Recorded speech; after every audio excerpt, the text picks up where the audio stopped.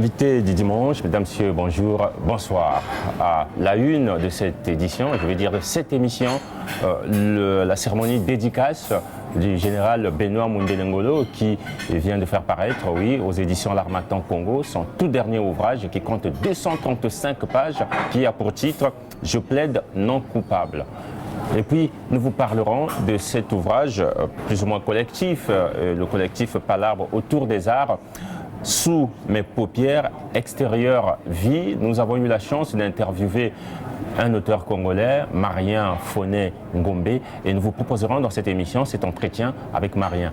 Ainsi donc, je vous propose quelques bribes de réactions que nous avons pu recueillir dans la salle autre que le lieu de la cérémonie, l'hôtel Marriott, où a eu lieu la présentation de cet ouvrage, Je plaide non coupable de Benoît Mundele Ngolo. Les réactions, oui, mais également la réponse de l'auteur à tout cela. Et puis, cet entretien que l'auteur nous a accordé, une palette de journalistes autour d'une table pour revenir sur bien d'aspects qui ont été évoqués dans la salle. Je vous propose donc ceci dans ce condensé d'images.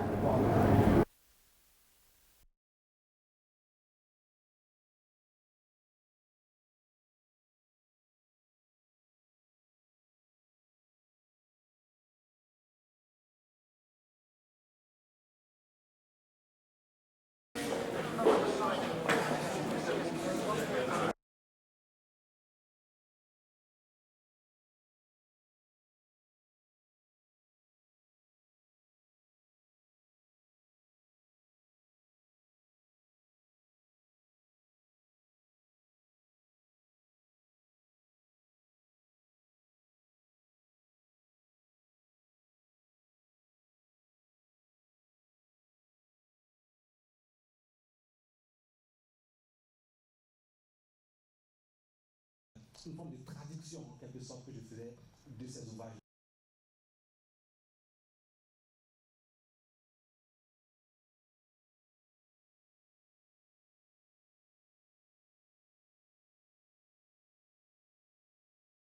Quelles que soient vos questions, je prends le risque de vous féliciter. Qu'il est coupable d'avoir plaidé non coupable. Car l'artiste, l'écrivain ne se justifie pas, il crée. Je vois un artiste qui se justifie de ce qu'il a écrit. Mundele Ngolo a écrit ce livre. Moi, en le lisant, je dis que ce n'est pas Mundele Ngolo qui a écrit ce livre. Ce livre n'est pas écrit par lui. Il a écrit 7 livres et ce 8e est écrit par son fan club. Je sais que l'Afrique tient 1001 conférences un peu partout dans le monde. Il nous faut, nous, Africains, combien de temps pour nous reconstruire? En tout état de cause, personne ne croira à sa plaidoirie non coupable. Il ne peut pas enlever de l'imagination des gens ce qu'ils pensent de ce qu'il écrit. Alors là, M. Ngolo, c'est prétentieux. C'est le comble du narcissisme. Il n'existe pas de style particulier d'après vous, bien précis à part le vôtre. Alors pourquoi donc, c'est là où je suis perturbé, c'est peut-être pas une question, mais en fait, je m'interroge, pourquoi tout d'un coup Benoît Mundele Ngolo se met tout seul en examen? Il se met en examen, il est devant un tribunal, et bien voilà, il peut non coupable. Je lui dirais modestement que dans le style, il y a tout, toutes les élites, ce qu'un auteur peut se permettre. Il n'y a pas d'auteur qui n'emmerde pas. On ne peut pas être auteur si c'est pour l'édifier. Je constate qu'il y a donc, vos auteurs de référence, c'est tous les classiques. Où est passée la négritude? Je ne suis pas certain que ce qu'il appelle ici et avant un style particulier, le snowprack, va prospérer. Je ne suis pas certain. Je suis plutôt convaincu que ça finira par se noyer dans une tradition qui fera qu'il n'aura que le mérite de s'être entêté pour devenir finalement classique, pour être célébré à travers toutes les critiques que suscite déjà d'ailleurs son œuvre aujourd'hui.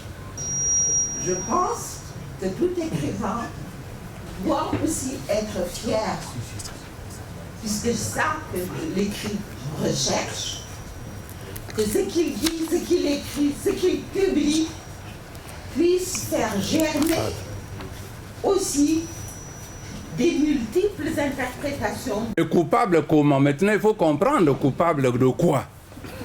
C'est ça. Mais lui, il a expliqué. Bon, celui qui a posé la question, moi je dis que la réponse était intelligemment donnée par Gaston Kelman. Et je fais mienne cette réponse-là.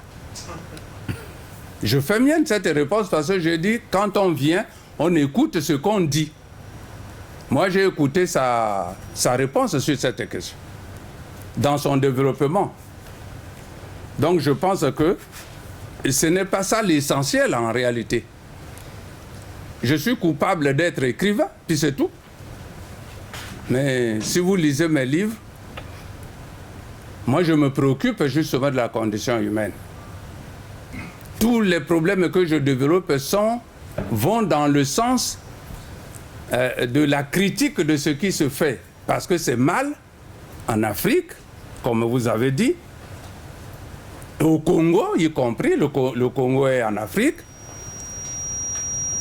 Et je me préoccupe donc que les choses soient faites de manière meilleure. Donc on ne peut pas, mais comment voulez-vous? Je peux tout simplement vous dire, vous poser la question. Est-ce que vous lisez correctement entre les lignes ce que j'écris? Ou bien lorsque vous lisez, vous avez une idée à vous, arrêtez, mais dans ces conditions, c'est un langage de sourd qu'on va parler.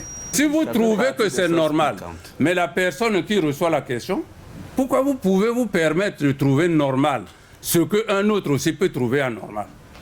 Tu vois, il a dit là-dedans, il a lu que moi j'ai dit qu'en dehors de mon style, c'est ce qu'il a dit, hein, on ne peut pas s'exprimer. Est-ce que moi j'ai dit ça dans mon livre? Peut-être il faut lui dire que c'est un contresens. Moi je veux voler haut. Entendez-vous? Moi je veux voler haut. Maintenant si vous me ramenez au niveau de ramper comme des vers de terre ou des crapauds en bas, moi je refuse ça. Je crois qu'en réalité le sens de votre livre, vous le dites très clairement. Je plaide non coupable simplement parce que vous n'êtes pas capable de comprendre que vous êtes coupable. Vous êtes coupable de conformisme ambiant.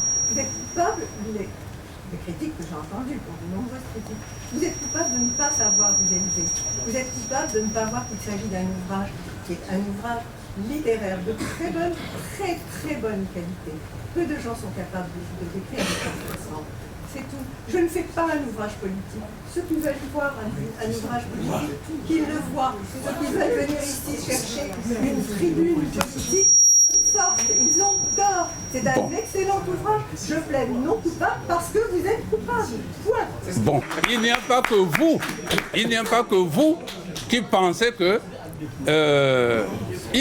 voilà un Ivoirien, voilà une Française. Il y a d'autres, voilà un Camerounais qui se dit français. Bon, je n'ai cité personne. Les livres, là, ce n'est pas fait pour vous, messieurs, les concitoyens congolais, pour que vous ameniez ça seulement dans votre œillet pour voir là ce niveau-là. Le caractère universel dont a parlé l'autre, c'est ça?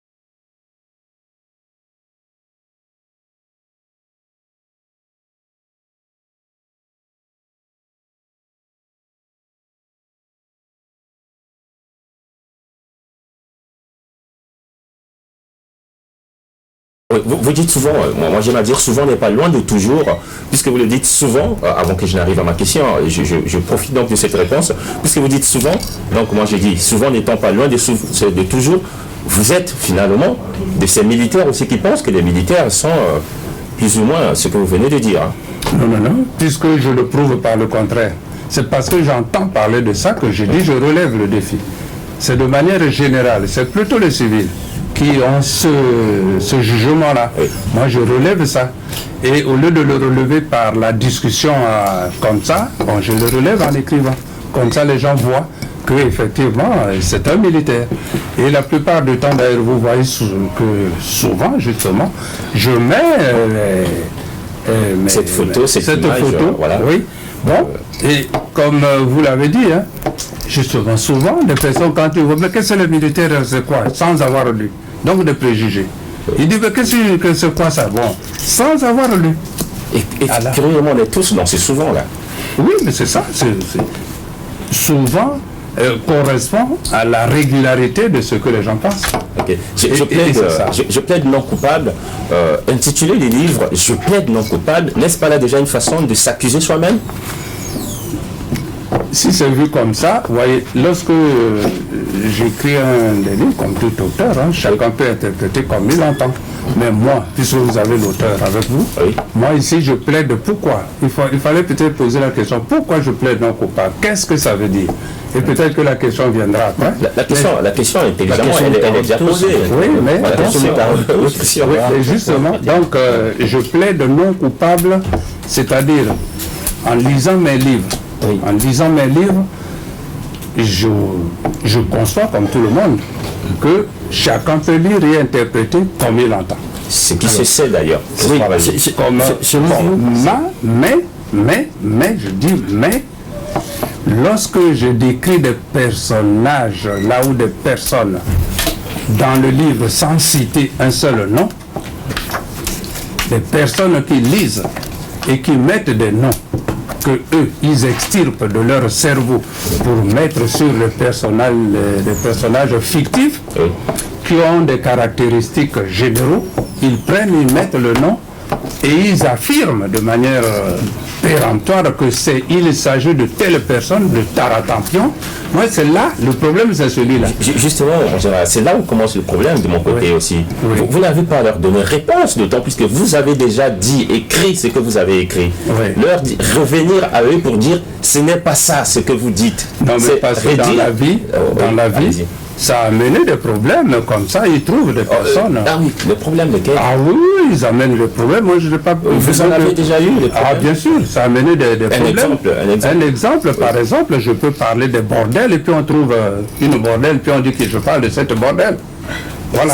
Et par exemple, je peux parler des présidents de République. Oui. On peut aller voir le président de la République de mon pays et dire que je parle de lui. Après, ça fait des problèmes. Mais pourtant, voilà ce genre de problème. Vous n'avez pas à vous justifier. Mais non, le livre est là. C'est même le premier avocat. Mais j'ai à me justifier pour que je ne plaide pas la coupable sur quelqu'un qui interprète comme il veut.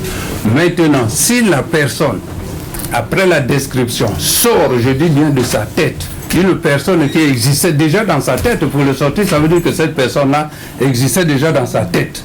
Oui. Et c'est en lisant, parce que si je n'ai pas écrit le livre, la personne qu'il extirpe là existe bien dans sa tête. Donc il n'y a que lui, c'est lui qui doit bien reconnaître que par rapport au moule général qui est écrit de manière générale dans mes textes, moi un tel, lecteur un tel, il s'agit d'eux. Et tu assumes cela. Mais il ne faut pas dire, moi je parlais d'eux. Il faut dire, moi, par rapport à ce que je connais du personnage, ce personnage-là correspond à ce que j'ai dans ma tête. Et c'est là l'engage que celui qui l'imagine. Et cela, voilà, c'est de ça. Alors, ok, moi je viens à la première couverture, je vois, c'est clair, ça symbolise la justice, c'est connu, mais je viens à l'œil. C'est dire quoi? L'œil, c'est la présence de Dieu. L'œil, c'est la présence de Dieu. D'ailleurs, c'est à la page 31, c'est écrit, oui. Sous l'œil de Dieu, Dieu est le super justicier. Hein. Mais de quelle justice finalement s'agit-il? Sous l'œil de Dieu, oui. Devant la justice des humains, la justice des humains dont je viens de parler, oui. Ceux qui interprètent comme ça, oui. Je dis moi, je plaide non coupable en prenant des avocats qui sont des personnes qui ont lu les livres, oui. Mais qui n'ont pas mis des personnes de leur convenance sur les écrits. Okay. L'œil de Dieu, l'œil de Dieu, l'œil de Dieu, ça c'est l'œil de Dieu. C'est-à-dire comme dans la Bible, quand Caïn avait tué Abel. Après il fuyait, il se cachait, il avait fait un grand trou, il est allé se cacher. Mais il avait toujours l'œil de Dieu, c'est-à-dire la conscience, la présence de la vérité. Donc, devant le tribunal donc, des gens qui pensent que moi j'ai écrit pour un contre un tel, bon, il y a quelque part, l'esprit supérieur qui regarde. Qui regarde. C'est même écrit là-dedans. Lorsque tu veux monter vers la voie de la perfection, j'ai dit ça dans du coq à l'âne, sur la voie de la perfection. Il faut savoir s'extirper pour se mettre là. Savoir se mirer. Se mirer. Parce que si quelqu'un vous donne un miroir, vous le cassez, vous ne voulez pas. Mais vous-même, il faut réussir. Si vous êtes quelqu'un qui veut réellement se perfectionner, il faut savoir, dans son fort intérieur, s'asseoir et regarder dans le miroir. Quel reflet ça vous rend? Est-ce qu'on se comprend? Peut-être que c'est un exercice difficile à faire, mais il faut le faire. Il faut le faire si vous voulez avoir de la perfection. Il faut savoir s'isoler soi-même et puis voir, faire la part des choses. Je répète que entre la forme et le fond, moi j'ai toujours privilégié le fond. C'est-à-dire, je privilégie que des gens analysent le fond des questions que je pose là-dedans. Bon, maintenant, la manière d'avoir... Je peux poser ça sans employer ce style. Oui. Mais le fond demeure le même. Donc moi, je privilégie le fond. Et puis ensuite, bon, c'est la langue française. Hein. Elle est appelée à se transformer. Est-ce que vous savez que le français est plein de... Elle tire ses origines du latin, du grec et même de l'arabe. Lorsque les Arabes avaient envahi la Gaule, la France, il y a beaucoup d'expressions arabes qui sont restées dedans. Donc aujourd'hui, lorsqu'on dit quelquefois ça c'est de l'africanisme, mais alors, si la langue française a eu contact avec l'Afrique, il faut qu'il y ait des restes. Je reviens au style. Est-ce que, je trouve ça très malin, c'est peut-être une façon justement de créer l'attrait, d'attirer un peu l'attention sur soi. Écrire tel qu'on veut, mais pas tel qu'il se doit. Ça peut être une sorte de créer la barre, attirer encore des gens à plus d'attention à vos ouvrages. C'est là peut-être très intelligent. Bon, ça peut être votre appréciation, mais moi, je n'ai jamais pensé... Ce qui n'empêche que je pose la question. Non, mais vous me posez la question, je dis, je n'ai jamais pensé qu'en écrivant comme ça, il fallait que j'attire l'attention. Pourtant, vous trouvez un peu satisfaction d'être catégorisé de l'homme qui écrit de façon plus ou moins atypique. C'est une satisfaction morale. Mais je ne trouve pas une satisfaction, puisque... Pourquoi écrire?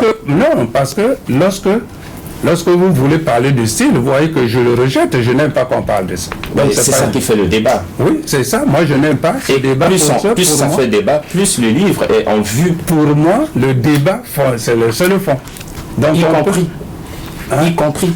Ça, c'est un débat des stylistes, des littéraires, qui peuvent, au niveau des laboratoires... On dirait félicitations en général, que de créer débat et dans le fond et dans la forme.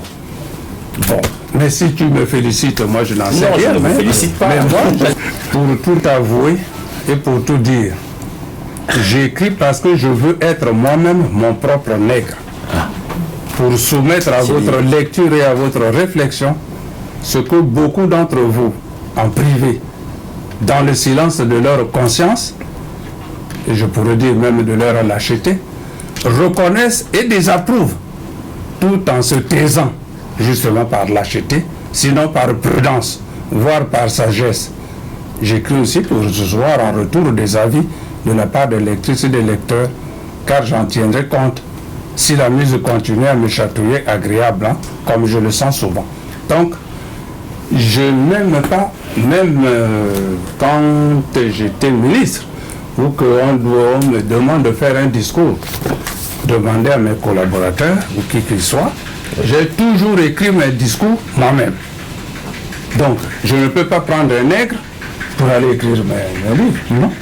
Maintenant, si vous vous êtes mis trois là pour me marteler des questions et sans vraiment peut-être avoir lu correctement le livre, je m'en excuse, mais est-ce que vous, puisqu'on peut aussi vous poser que vous n'observez pas dans la société la correspondance avec ce que j'écris? Alors donc si c'est oui, donc j'observe, mon problème c'est que j'écris. Mais toi tu observes, tu gardes.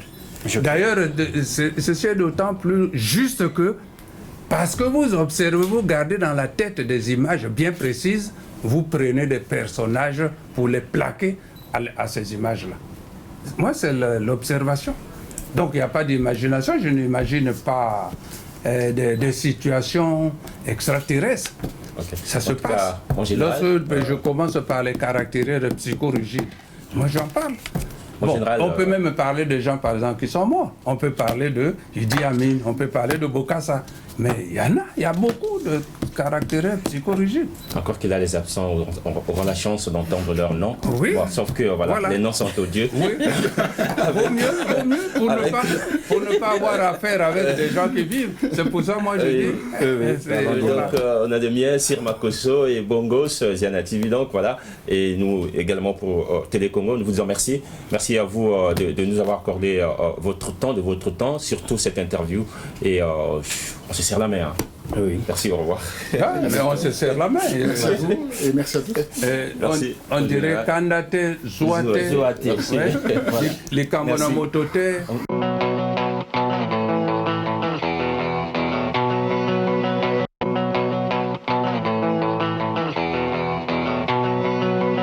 De la Tour Eiffel, parce que la Tour Eiffel, c'est l'élément de référence. Quand on est parisien, c'est la Tour Eiffel, l'élément de référence. Habitent près de la Tour Eiffel ceux qui sont arrivés à réussir, entre guillemets. Alors, vous avez dit entre guillemets, moi aussi j'ouvre mes griffes. Cette phrase, elle est vôtre. J'étais fier de pousser et de fleurir entre le square du quartier des Rhododendrons et la butte verte du quartier Les Tamaris. Oui, ce qui se passe, c'est que... Il y a une enfance qui se laisse lire. Oui, et puis je joue un peu sur les... Des descriptions, oui. Oui, je joue sur le nom des fleurs parce qu'on sait que beaucoup de banlieues, voilà, il y a une volonté de citer des endroits, des arbres de paix. Les banlieues au départ, vraiment, c'était des lieux de villégiature. Et on a donné des noms à des endroits qui sont devenus des cités aujourd'hui. On pense à la cité des Bosquets, on pense à... Voilà, c'est un jeune qui a 15 ans et qui est encore dans cet enchantement-là. Donc revenir sur le nom des fleurs et tout ça, c'est vraiment la volonté qui a été faite au départ. Vous avez dit 15 ans, c'est l'enfance, début de l'adolescence. Bonnet blanc, blanc, bonnet. Hein. Oui, il y a un peu de ça. Effectivement, il aborde, il a un regard très innocent, il est presque, comment dire, naïf sur le regard qu'il a sur la vie en banlieue. Même s'il y a beaucoup de signes qui montrent qu'il habite une banlieue qui n'est pas forcément une banlieue, où tout se passe bien, où tout le monde a un emploi, où tout se passe de manière positive.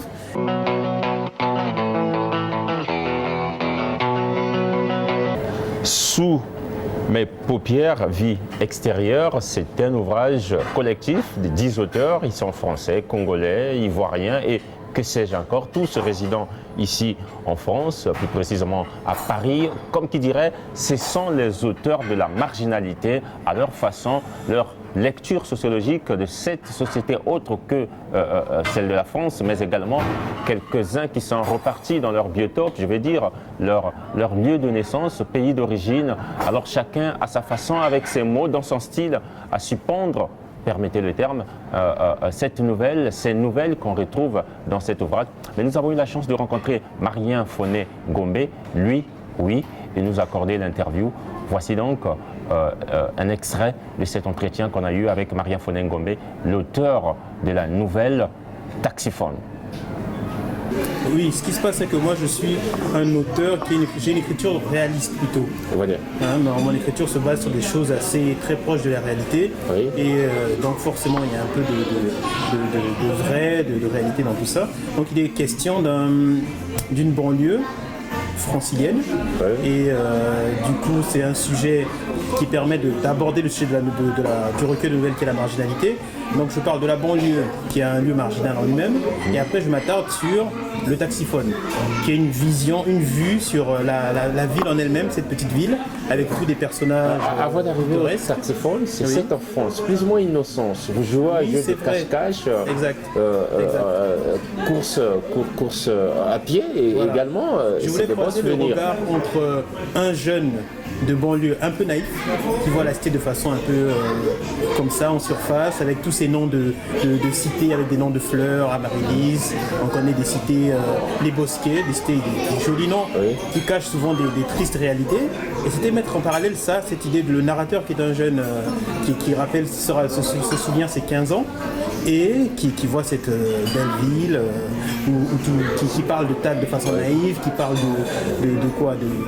qui parle des différents endroits de cette vue sur la galerie marchande, qui voit de façon très positive, qui se rappelle tous ses souvenirs d'enfance, qui a grandi en telle cité. Et après, je croise son regard avec le regard d'un homme qui est arrivé en cité U pendant les 30 glorieuses, qui a connu la cité U avec du travail, quand l'immigration n'était pas stigmatisée comme aujourd'hui, et qui déchante après autant d'années passées dans cette cité, je dis cité U, lapsus, dans cette cité en fait, dans cette ville de ce quartier.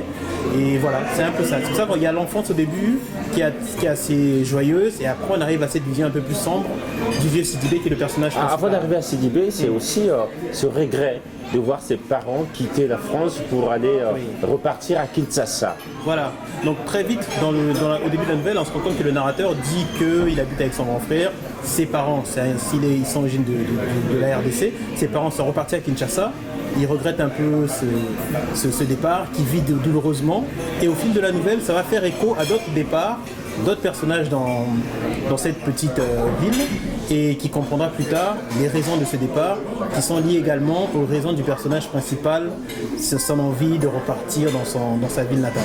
Les tags, une expression. Voilà, donc il décrit un peu cette ville.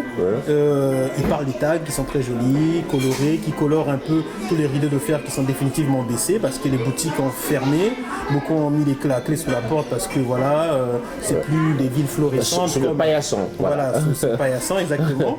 Et effectivement, naïvement, il se plaît à aimer ces tags et tout ça. Mais en même temps, ces tags, c'est un témoignage aussi du fait qu'il y a une déchéance dans ces villes. C'est-à-dire que, et dans ces tags, chacun s'exprime. Il y a beaucoup de choses et des messages subliminaux. Par exemple, vous écrivez France avec des SE, voilà, par exemple. Ce clin d'œil, par exemple, il y a beaucoup de jeunes qui dénoncent la vie dans ces villes, en banlieue.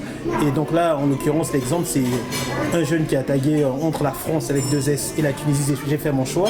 Sous-entendu que entre ces deux cultures, il choisit la Tunisie, et les 2 S de France, c'est pour faire un peu un clin d'œil à ces jeunes qui vivent mal la cité et qui estiment que la France est un état policier. Donc ils font un clin d'œil, un parallèle un peu facile, je dirais, entre la Gestapo, la SS et tout ça. Voilà, mais ça témoigne un peu quand même que même quand ce jeune parle de façon jolie de la cité, il y a un message sous-jacent, même dans son vocabulaire, des choses qu'on voit quand même qu'il n'est pas dans un endroit anodin. On sent quand même que c'est un endroit où c'est assez marginal. Il parle facilement des brigades de la BAC, mais il en parle de manière anecdotique. Brigade anticriminelle. Voilà, anticriminalité. Il en parle quand il parle de son grec là. Et voilà, dans son jargon, même quand il dit que la pharmacie a beaucoup de clients et règne dans le coin à plusieurs jets de cocktails Molotov. Voilà, j'ai trouvé ça très provocateur. Qui dénote un peu de la négativité, enfin des choses un peu sombres qui peuvent exister en cité, mais que tout le monde s'en accommode sans s'en rendre compte. Et c'est le cas de ce jeune qui voit la cité toujours comme un endroit où il a grandi, où il a puis il y a Ali le Chidois, sa reconversion qui étonne d'ailleurs Lucien. Oui, et donc dans la nouvelle il y a un peu question d'identité.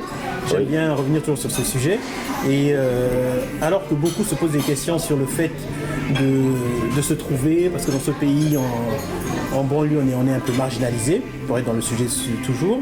Parce que le sujet reste la marginalité. Exactement. Oui. Avant d'arriver au vieux Sidibé, qui lui-même se marginalise, qui décide de vivre un peu reclus pour après plutôt penser vivre l'ailleurs, c'est-à-dire son pays où il vient. Puisqu'il donne conseil même aux jeunes hommes, tu es d'ici et d'ailleurs, choisis pour le ailleurs. Voilà, exactement. Voilà.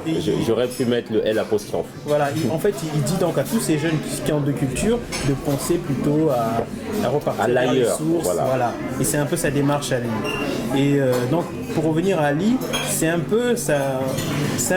personnage qui un Chinois assez musulman, particulier, voilà, qui arrive adulte dans la ville et qui se convertit à la religion musulmane.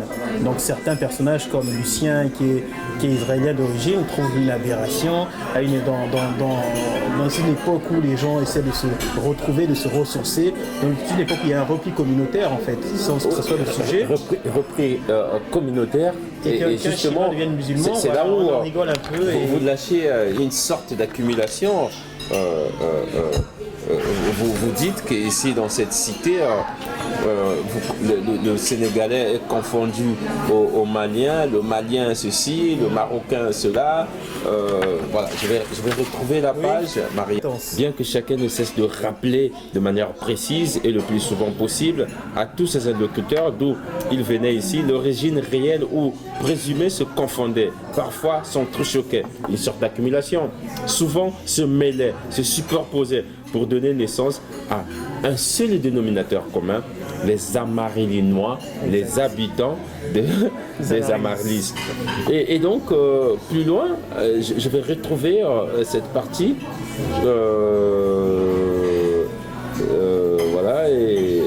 Voilà, je vais retrouver, vous allez me permettre, souvent se mêler. Attends, l'affluence, boutique. Oh là là. Bon, Freddy, là tu vas monter, hein. Hollywoodien. Voilà.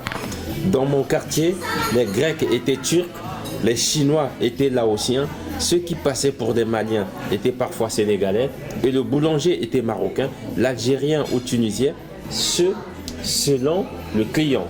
C'est ça. Donc on avait beau rappeler ses origines, c'était pour dire que vraiment c'est un melting pot, un endroit où il y a ces villes où il y a un brassage qui fait que c'est-à-dire que c'est toujours, on se définit, il y a une norme qui est définie par la société ou par chacun de nous. Donc certains voient ces villes de banlieue comme des endroits marginaux parce que concentrant beaucoup d'immigrés et voilà. Et pour ceux qui y vivent, c'est presque la norme pour eux dans le sens où le débat qui consiste à stigmatiser certaines villes et ça fait que au niveau des habitants même de ces villes-là, le débat n'a pas lieu d'être. Ils sont habitants de cette ville avant tout, avant d'être originaires de je ne sais où, du Laos, du Vietnam et ainsi de suite. Donc voilà. C'est toujours être cette dualité entre la marginalité et la norme qui sont en fait des notions absolument subjectives. Oui. Et voilà, c'est jouer sur ces deux notions-là.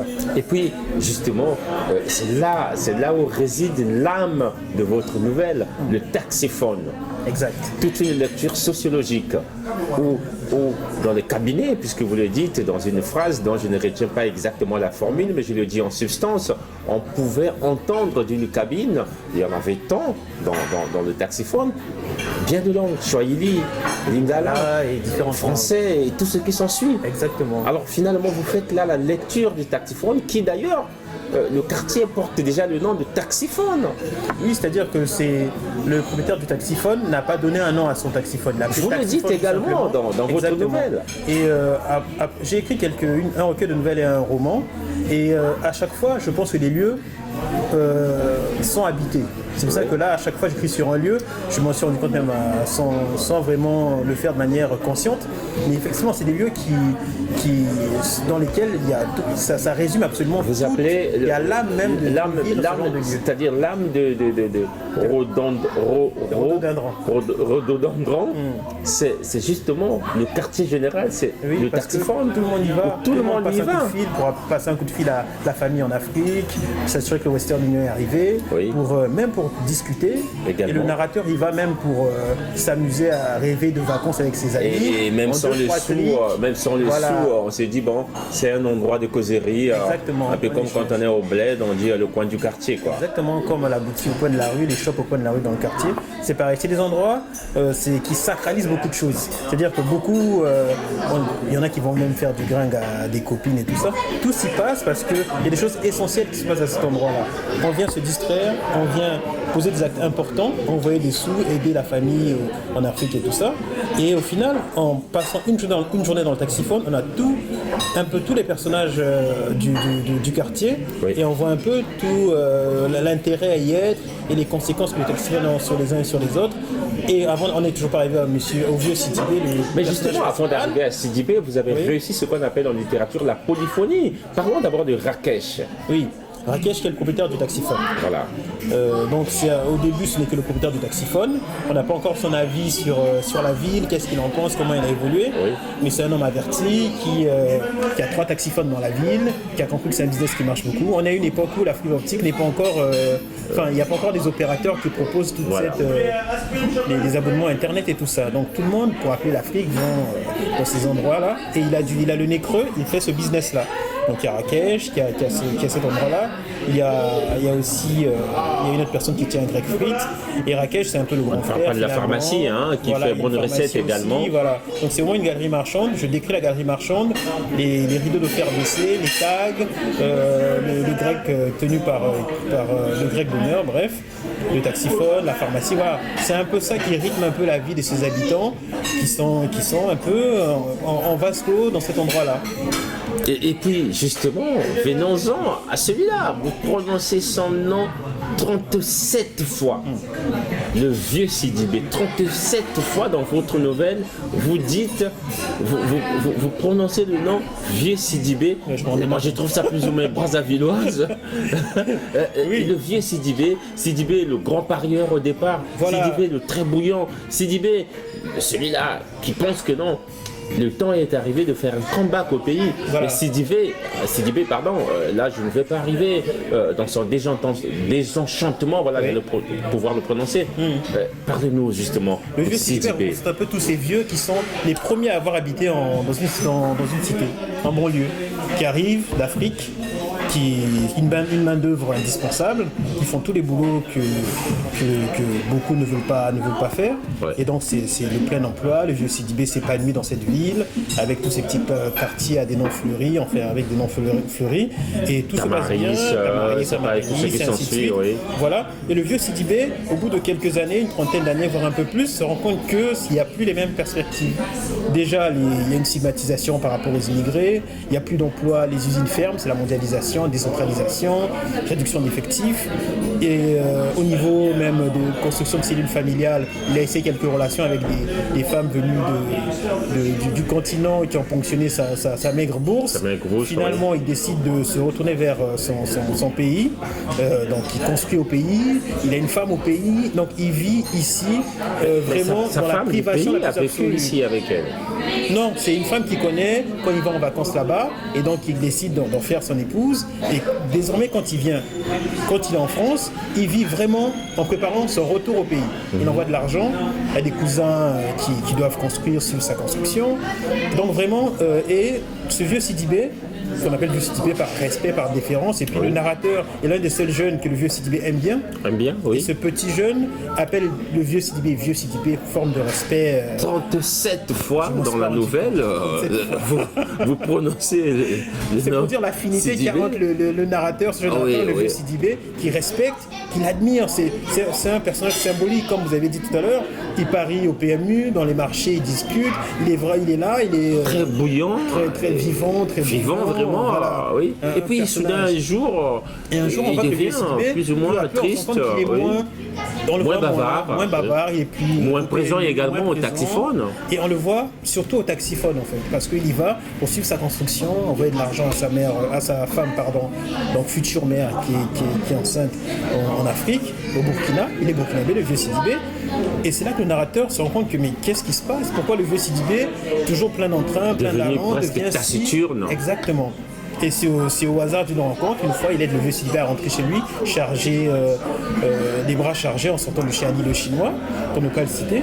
Et après, de manière anodine comme ça, il entend la discussion, il brise un peu la glace. Le vieux Sidibé, qui est avec le narrateur, qui l'affectionne particulièrement, lui explique un peu pourquoi de ce changement. Et c'est là que le jeune narrateur se rend compte que sa vision qu'il a de sa ville devient carrément opposée à celle qu'a le vieux Sidibé. Et justement, c'est là où le narrateur comprend le départ de ses parents. Voilà. Lui qui a 15 ans vu partir ses parents. Exactement. Et c'est le départ du vieux Sidibé, fait écho au départ de ses parents pour Kinshasa, qui également, à un certain âge, à un certain moment, veulent rentrer chez eux. Et après, plus loin, Rakesh aussi, avec qui il échange, on se rend compte que Rakesh pense aussi pareil. Oui. Donc toujours dans cette alors que lui qui faisait bonnes recettes. Lui, qui s'en sort plutôt bien de manière sur le plan financier, c'est une affaire qui marche. Et pareil, il a un voisin de palier, Lucien, d'origine israélienne, qui aussi veut faire ce retour, la LIA, là où le voyage comme retour aux sources. Il se dit, mais il ne comprend pas cette démarche. Lui, il estime qu'on vit en harmonie dans cette ville, dans Fleury, tout le monde s'entend bien, et il ne comprend pas cette démarche. Un melting pot, comme on aime le dire. Donc la question c'est vraiment celle-là, c'est ils se sentent marginaux, lui se sent, pour lui en fait c'est vraiment la norme. Je voulais arriver à la marginalité, c'était ma dernière des questions, mais là c'est là tu as anticipé. Donc tout ça, je voulais te poser la question, comment lire la marginalité? Oui, voilà, donc c'est toute la subtilité de l'ouvrage, déjà qui traite du sujet, et je trouve que le collectif Parole autour des arts a eu une idée géniale, et en plus sans imposer de thème précis à chaque auteur, chacun a abordé la marginalité sans empiéter sur le sujet de l'autre. Donc il y a la prostitution, la mendicité, voilà. Donc après, la marginalité pour moi c'est quelque chose d'assez subjectif pour moi, et je pense que si on en fait une lecture un peu, si on prend de la hauteur, c'est subjectif. On est marginal dans les yeux des uns et pas dans ceux des autres. La notion d'autrui revient ici. Hein. Oui, exactement.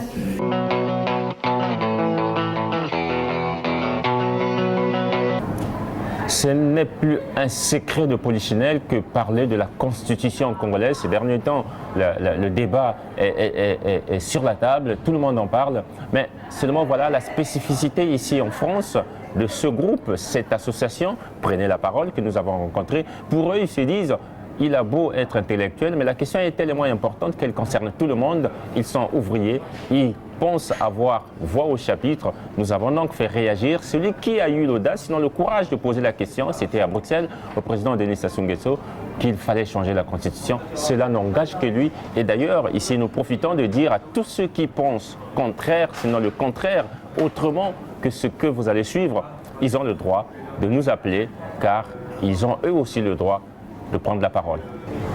Gildas Okumu, déjà merci. Merci à toi donc de m'accorder, sinon de nous accorder cette interview. Gildas, vous avez été celui-là qui est sur la place Schengen, qui a eu l'audace, sinon le courage de poser cette question à M. Denis Sassou Nguesso sur la Constitution. Vous demandiez donc au président pourquoi ne pas changer la Constitution. On veut savoir pourquoi vous pensez qu'il est peut-être il est temps de changer cette Constitution.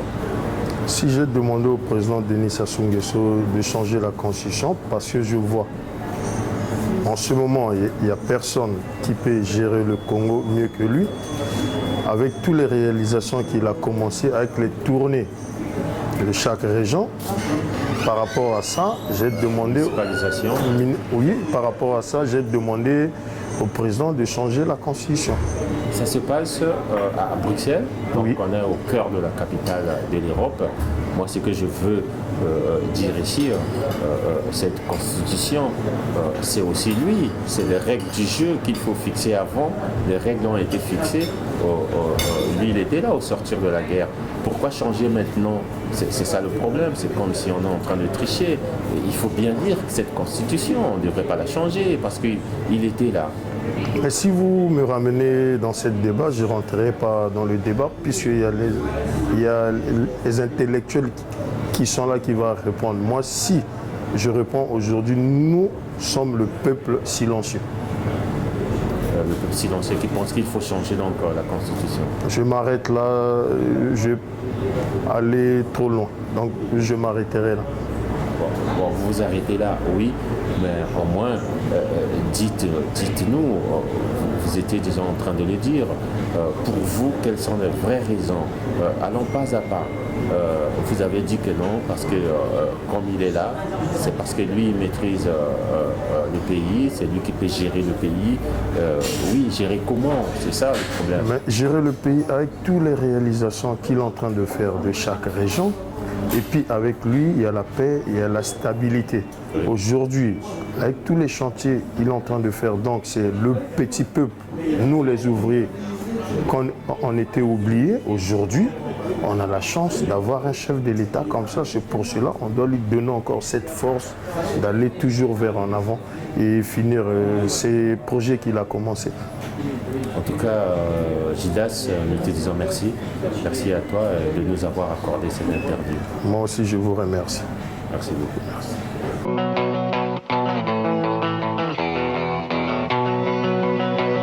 Eh bien, ces propos tenus n'engagent que leur auteur. Ainsi donc s'achève cette émission Invité du dimanche qui a été tournée quelque part ici à Paris. Merci à vous, oui, vous qui nous suivez.